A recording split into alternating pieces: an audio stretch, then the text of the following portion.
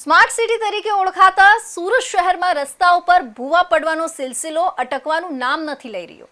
હજુ તો ચોમાસાની સત્તાવાર અને ધમાકેદાર જમાવટ બાકી છે। તે પહેલા જ શહેરના સૌથી વ્યસ્ત અને કનેક્ટિંગ ગણાતા અમરોલી અને કતારગામ વિસ્તારને જોડતા તાપી બ્રિજ પર એક મોટો ભૂવો પડી ગયો છે। ધોળા દિવસે ધમધમતા બ્રિજની વચ્ચોવચ્ચ આ રીતે મોટો ભૂવો પડવાના કારણે અહીંથી પસાર થતા હજારો વાહન ચાલકોના જીવ તાળવે ચોંટ્યા છે।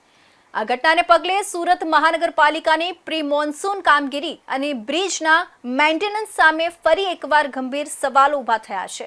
અમરોલી તાપી બ્રિજ એ સુરત શહેરની જીવાદોરી સમાન બ્રિજ પૈકીનો એક છે। આ બ્રિજ પરથી રોજબરોજ હજારોની સંખ્યામાં નાના મોટા વાહનો, નોકરિયાત વર્ગ, સ્કૂલ બસો અને શ્રમિકો પસાર થાય છે। ખાસ કરીને સવાર અને સાંજની પીક અવર્સ દરમિયાન આ બ્રિજ પર ભારે ટ્રાફિક જોવા મળે છે।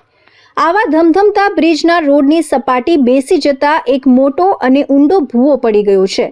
બ્રિજ પર અચાનક ભૂવો પડતા વાહન ચાલકોમાં ભારે નાસભાગ અને આશ્ચર્યનો માહોલ જોવા મળ્યો હતો।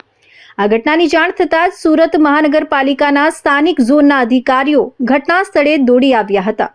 જોકે આ ગંભીર સમસ્યાનો કાયમી કે તાત્કાલિક મજબૂત ઉકેલ લાવવાને બદલે પાલિકાના તંત્ર દ્વારા ભૂવાની આસપાસ માત્ર લોખંડના બેરિકેડ્સ મૂકીને આળસ કરી દેવામાં આવી છે। પાલિકાની આ કાચબા ગતિની કામગીરી અને ઢીલી નીતિથી વાહન ચાલકો ભારે નારાજગી વ્યક્ત કરી રહ્યા છે। બ્રિજ પર મુકાયેલા બેરિકેડના કારણે ટ્રાફિકની ગતિ ધીમી પડી ગઈ છે અને વળાંક લેતી વખતે વાહનો એકબીજા સાથે અથડાવાનો ભય સતત રહે છે। સ્થાનિકો અને વાહન ચાલકો અત્યારે એક જ સવાલ પૂછી રહ્યા છે કે ભારે ટ્રાફિક ધરાવતા આ બ્રિજ પર જો આ ભૂવાને કારણે કોઈ મોટી જાનહાનિ કે ગમખ્વાર અકસ્માત થશે તો તેનો જવાબદાર કોણ? પાલિકા તંત્ર કે પછી કોન્ટ્રાક્ટર?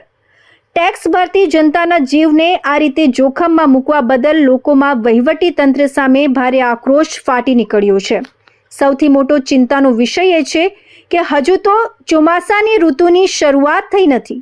પ્રી મોન્સૂન ગાળામાં જ જો શહેરના મજબૂત ગણાતા બ્રિજ પર આ પ્રકારે ભૂવા પડવાની શરૂઆત થઈ ગઈ હોય તો આગામી દિવસોમાં જ્યારે ધોધમાર વરસાદ પડશે ત્યારે આ બ્રિજની અને સુરતના અન્ય રસ્તાઓની શું હાલત થશે? પાલિકા દર વર્ષે પ્રી મોન્સૂન કામગીરી પાછળ કરોડો રૂપિયાના આંધણ કરે છે, પરંતુ જમીની હકીકત કંઈક અલગ જ ચિત્ર બયાન કરે છે।